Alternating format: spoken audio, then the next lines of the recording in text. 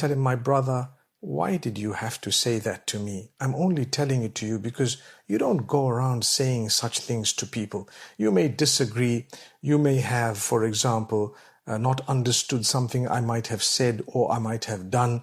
It doesn't mean you need to get angry about it to the degree that you insult someone in Masjid al-Nabawi, in such a blessed place where the Prophet Muhammad, peace be upon him, is lying.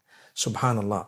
But anyway, I hope that what I said helped the brother. He looked like a decent brother. It's just that I like to see the goodness in people. So I thought to myself, let me work on this guy if I see him and make him understand. Perhaps 5 years from now, 10 years from now, he may realize that, you know what, I might differ with this person, but I had no right to insult the man, you know.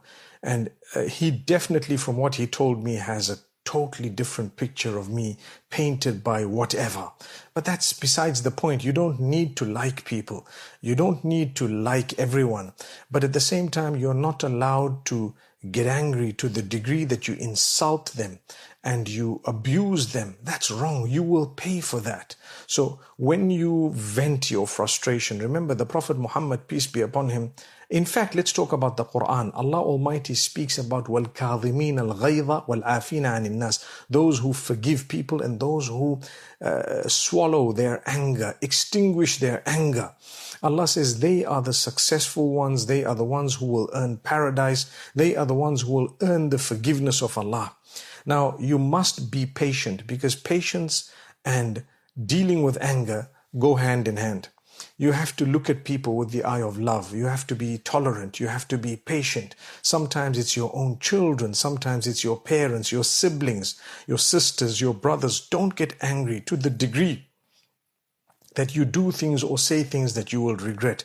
Many people divorce their spouses in anger and then say, well, is that divorce valid? And I usually say, well, you know what, were you expecting to be very happy and divorcing each other over a cup of tea? So it is valid. If you're angry, it's still valid, subhanallah. It's only when a person is crazy and they don't even know what they're saying and perhaps they have a mental condition or they're challenged in one way or another, then you need to speak to the scholars or visit the